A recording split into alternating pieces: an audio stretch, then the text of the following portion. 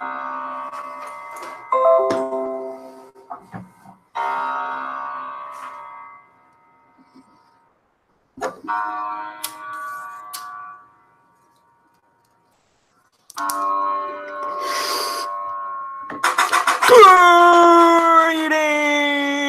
buzz humans, smarks, marks, hipsters, trolls, wrestlebays, wrestle bros, ring mats, ring rats, buzz rats, bumpers, and jumpers, buzz humans.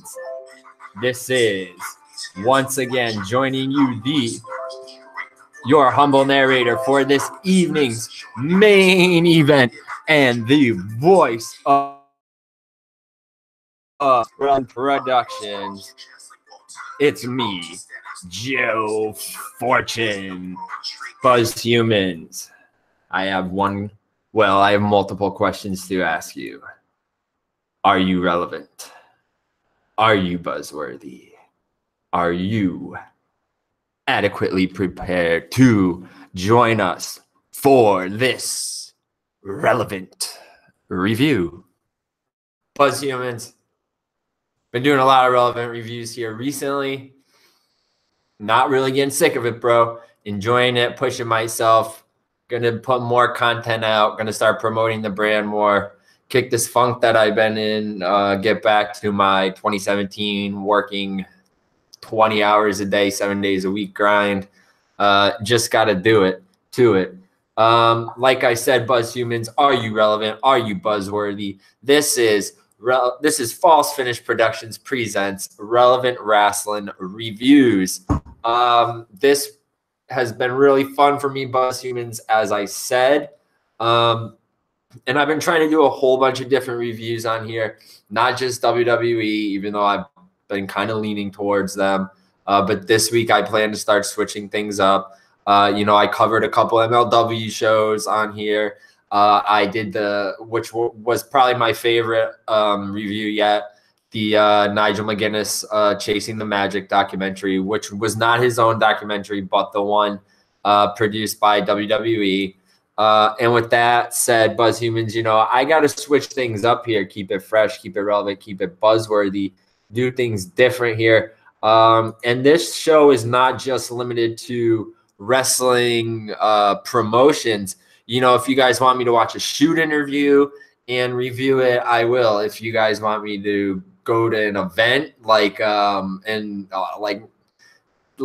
convention or something like that and write a review about it, I can do that. If you want me to do more documentaries, I would love to review more documentaries. I'm all about fucking documentaries. Well, I'm all about watching them first. Anyway, with that said, also shows, if you guys want me to watch like Camp WWE, maybe I'll review an episode of that. I'd like to review an episode of Edge and Christian's show Totally Reeks of Awesomeness. I love that show. But that's not what this one is about. This one, if you haven't already figured it out by the title, and yeah, it's a little surprising. I'm sure a lot of you buzz humans, you listeners out there are like, oh my God, why is he reviewing this? Well, you know what? I talked to my cousin Courtney about it. She thought it might be a good idea. I mean, I watch a lot of wrestling with her uncle. He's one of the people in my family who got me into wrestling. She watches this show. She doesn't watch wrestling, even though we try to get her to. But, at this point, it's going to be really hard to get like a 24-year-old female to watch wrestling. So what is our medium? Well, she used to watch Total Divas. I just couldn't do that. But I'm a huge Daniel Bryan fan, and I actually am a Bellas fan. So here we are, buzz humans. Relevant Rasslin Productions, False Finish Productions presents Relevant Review. This week, or this episode, this time, we are going to be reviewing episode 1 of season 4 of Total Bellas. Original air date was 1/13/2019. And this episode was titled Bellas Are Back in Action. And yes, they are. So this is serious, buzz humans. let's get into it. Okay, so the show starts off with an opening intro preview, whatever video you want to call it for this season. For the Bellas comeback for Ronda Rousey in WWE. And now Nikki is single. Uh-oh, guys. Uh-oh, Buzz humans. You Buzz bros.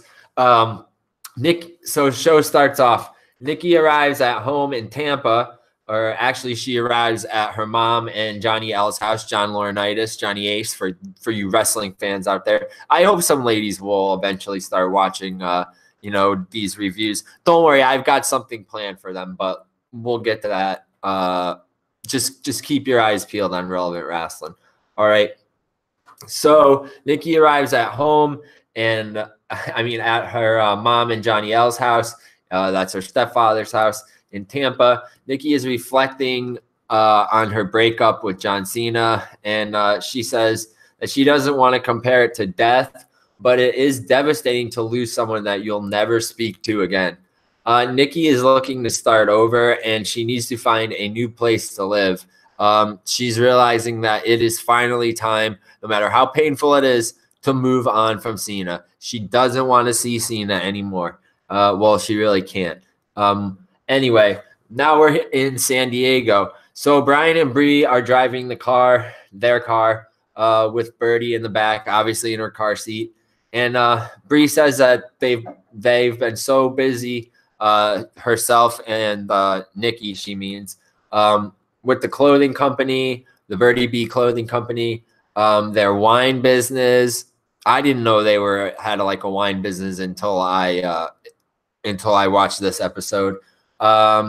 With baby Birdie, and now with Bryan being cleared and being able to wrestle again full time, cleared of his concussions and his brain injuries. So Bryan is dropping hints hardcore, putting the baby gimmick over. He wants a second baby. He's just, really putting it over. Trying to work Nikki. Trying to work Brie. It's my first time watching this show, guys, so I may get the girls' names confused, but I will correct myself if I do. So Bryan and Brie are bringing, that's an easy way to remember. Okay, Bryan and Brie are bringing their French pit bulls to this like pet shop. I guess it's where you can wash the dogs yourselves. That's kind of cool. I usually just bring my dogs to the groomers, but whatever, or wash them at home. So Bryan jokes about how would Nikki feel about going out and doing this if they had another baby in tow. Still dropping hints, trying to get that second baby gimmick. So back in Tampa, Nikki and her mom and her stepsister Maya, who I'm assuming is Johnny Ace's daughter, arrive at Cena's house, and they're just ready to pick up the last few boxes of Nikki's belongings and return her keys to Cena's place. So she has to turn off the cameras because, contractually he didn't sign a contract to be on it, and he's done with her. John is no longer going to be part of the show. So, I love Cena, guys. If you listen to like Relevant Rasslin, I have hated Cena for many, many years, but I have grown to love the guy, and I respect his place and what he does for the WWE. But I also know and read a lot of the backstage shit and hear a lot of dirt, and he's always kind of been a dickhead when it comes to relationships. He's taken other wrestlers' girls. He's ruined wrestlers' positions in the company because he wanted their girl, and he was not very good to his first wife, and his first and only wife. And he really kind of refused to get engaged to Nikki. I think that was just a whole work at WrestleMania last year or whenever they did that. Regardless, I love Cena, but he has been a dick in relationships. So we welcome back Nikki. We come back and Nikki is crying and trying to compose herself. She's talking about the closure and having to move all of her things out. And, you know, then it goes back to a scene of Nikki driving. And she says, you know, this sucks. And she's just really super sad about everything. Now we have a commercial break. So then we come back from the commercial, and Bryan and Brie are feeding Birdie, and they see a package has arrived to their house that's addressed to Nikki. Bryan comments that Nikki gets more mail at their house than they do, which probably means that, you know, she's been shipping all of her stuff over from Cena's. Anyway, Bryan shows Nikki that or Bryan shows Brie, rather, that he got her a box of moon cycle tea. Gimmick. Ooh, what is that? Well, what that is, if you don't know, it's for the fertility gimmick. It's not to get you horned out or aroused. Brie says the 1 month that they didn't try to get pregnant, that's when Birdie came. Bryan makes a funny joke and says that Birdie wasn't the only one who came. Anyway, Brie thinks that the gimmick tea, like I said, is for arousal, but Bryan assures her that it is for fertility, not to get her in the mood. Next scene, Nikki and Brie are at the gym working out with a personal trainer. Brie shows them a video of Bryan and Birdie. Nikki tells Brie she is ready to move to LA.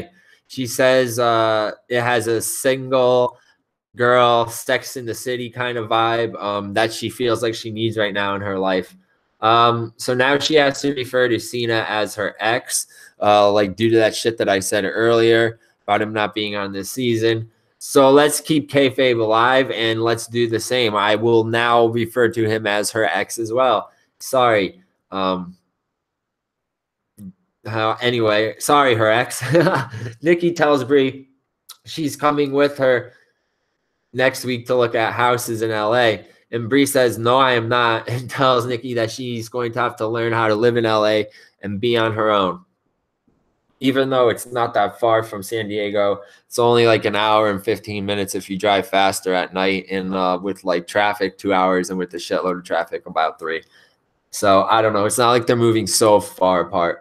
But next scene, Brie tells Bryan about Nicole's news about her wanting to move to LA. Bryan now has heat with Nicole because he said that they moved to San Diego to make things easier for Nikki and to work with her. And now there is no reason for them to be there. Commercial. We come back from the commercial and the twins are eating lunch in LA and discussing the wine business. Nicole says that she has put in an offer on a house. She says that she and Brie are just in 2 different places in their life right now. Brie is trying to dissuade Nicole from going. Nicole says just because they are twins, they are not the same woman. Nikki says she's not leaving because of her ex. She says that the lunch is over. Brie says that that's fine, but she's not giving her a ride home. And she just like how she's going to have to get used to living in LA by herself, she'd better call herself an Uber. Next scene, Nikki gets a call from the real estate agent saying that she got the house that she bid on. She brings her mom, Kathy, and the stepsister, Maya, to dinner. They're having drinks. And they're waiting for Brie, and they hope that she doesn't come in hot, you know, come in heated, mad. For those of you who don't know the terms I'm using. They do a cheers before Nikki gets there and they say, don't tell Nikki that we did a cheers because she's going to be hot if she finds out that we are celebrating this without even telling her. So Nikki gets ready to break the news to Brie because she comes in, sits down with the rest of the ladies, and Brie completely no-sells it, doesn't even acknowledge it. So we go to a commercial. Now the mom is trying to make peace because she realizes that the girls aren't happy with each other. But that scene kind of ends with the girls still not happy with each other. Next scene, the sisters are taking pictures on Brie's iPhone for the Birdie Bee website, and things are still tense when they get a call from their stepfather, WWE talent director. I don't know what his job is exactly. I should know that, right? But I don't care. John Laurinaitis. And it is about the WWE Evolution pay-per-view. If you don't know what that is, that was the first. This was held in October. Obviously, this episode was filmed last year in the summertime. But this basically was a pay-per-view in October that featured over 50 women wrestlers from the WWE and WWF era on their own branded pay-per-view. There were no men's matches at all. So the Bellas being a part of, the Divas division for a while in the WWE and being, Divas champions themselves, it was, a big pop for them. They got excited and they were totally down to do this. They drink some champagne, toast, and now they decide to be friends again. So maybe the heat between them was just a big work. I don't know. Anyway, I don't have any siblings, so I don't know how the fuck you people with siblings, you guys like get pissed off and rip on each other, and I don't know. Regardless, next scene, the girls are getting their makeup done in a hotel room because they're getting ready for their sister-in-law's baby shower. They're there with their brother. That's my favorite, brother Bella, and his daughter, the little niece. Brie says that she wants another baby, but now she's getting concerned a little bit about her weight and shape because, maybe she feels like she hasn't lost a lot of her baby fat, even though she has like none. And maybe she, just wants to be in good ring shape. Because they're going to make their return at Evolution in a couple months. So now we have a commercial break. Coming back from that, now they're at the baby shower, and it is at like this huge ass resort in Arizona. After taking pictures with their stepsister-in-law, not stepsister. This is not stepsister-in-law, the regular sister-in-law. After taking pictures with their sister-in-law, the sisters are having Moscow mules at the bar, and now they are totally reconciling, and Brie finally accepts that Nikki is moving. See, I knew it was a big work. Brie shows Bryan some photos of Bella's new merchandise designs. This is a scene from when they're back home in San Diego. She tells Bryan, or asks Bryan, why do you think she has these? He doesn't know. Sure, he doesn't. She tells Bryan it's because of the Women's Evolution pay-per-view and because she wants to be a part of it. Bryan says that she did ask, did she mention to, WWE that they are trying to have another baby? Nikki said that she did not, but she promises after they do the pay-per-view, they can have another baby. So Bryan and the twins go to this gym that has all these modern gimmicks that analyze your weight and your breathing and all this other kind of shit. So Brie's there, and she feels that she looks like a little bit too momish. I don't know what that means. Figure it out. You guys are more up on those terms. She looks like a mom. She doesn't, though. And she wants to look as good as the new younger girls, if not better. So next scene is the day of the Evolution pay-per-view photo shoot for the women's superstars. Nikki tells a makeup artist that she is ready to go to LA and start living the single life, and the makeup artist encourages her to do her, girl. So go do it. Brie is stoked for their return to WWE, and she is ready to show up the younger girls on the roster. The next scene shows the twins at SummerSlam, which is pay-per-view in August for WWE, and August, September, even though October was at the end of October would be the women's pay-per-view. This is where they're going to start bringing the Bellas back. That way they would be setting up a match for them at the women's pay-per-view. So it's time for the Q&A, like I said, and the twins are before they do that, they're signing autographs at the SummerSlam access, and they're getting ready and excited to run that angle tonight to begin their return. So now it's time for the Q&A. They do the Q&A session with the fans. Some of the girls ask them questions like, "Where's your ring?"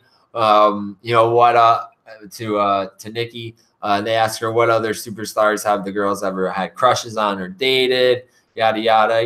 Typical questions that I would say young fans would ask the Bellas, trying to work them too. So the show ends with the girls putting over SummerSlam and being ready for their return. And on next week's episode, we get the SummerSlam debut with the them getting their angle ready. And also next week we are going to see, let's pull up a little preview of it on here, even though I shouldn't give you guys a preview, but I will. So next episode, just because I want to make you guys wait and watch it yourselves. But next episode, the Bellas start their huge comeback at SummerSlam. Like I said, ringside with Ronda Rousey in New York. Brie goes behind Bryan's back and meets with a plastic surgeon. And newly single Nicole is surprised to find out that a family dinner is in fact a blind date. So, Buzz Humans, how do I feel about Total Bellas? Well, I actually did not dislike this show. It popped me a few times. I mean, not gonna say I was watching it completely straight, but I mean, as far as sober, give me a break. It was funny. I mean, I like Bryan. I like the Bella Twins. Try to keep an open mind about these things. It was not as annoying as Total Divas, because I have tried to watch Total Divas before and I cannot really even get through one episode. I'm shocked that I got through a whole episode of this. I guess it's because Daniel Bryan's one of my favorite wrestlers, and it's his wife on there. And I've always just kind of low-key been a fan of the Bella Twins, even though people give me a lot of shit about that. But that's whatever. It was a good episode. It got them. It's left you with a lot of cliffhangers for the next episode, which is always good. A lot of storylines are going to go on between Brie and Bryan, trying to have another baby. Is she going to get breast implants? What's going to happen with Nikki now that she's doing this single thing? Is she even going to like it in LA? Are the sisters going to fight now because they kind of moved to San Diego so that they could help Nikki out with things? And now she's trying to dip out. I don't know. You'll have to tune in next week to find out on Total Bellas. But with that said, Buzz Humans, this was a different one, but I enjoyed it. This has been False Finish Presents Relevant Rasslin Reviews.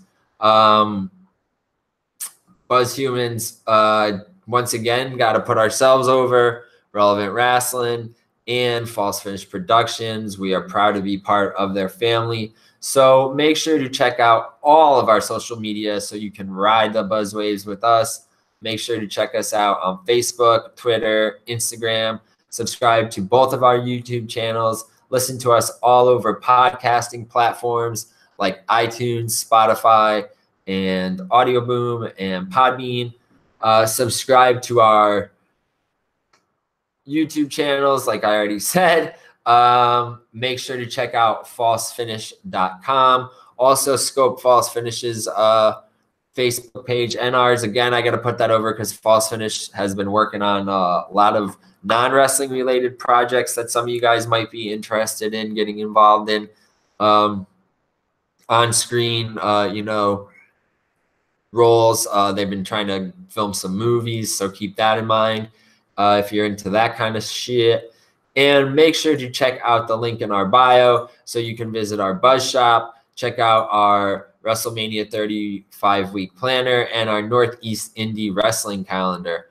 Buzz Humans, we do the work so you don't have to, keeping you relevant and buzzworthy in the pro and indie wrestling scene. Whew. With that said, Buzz Humans, allow me once again to play our music. And let me drop you with the outro, Buzz Humans.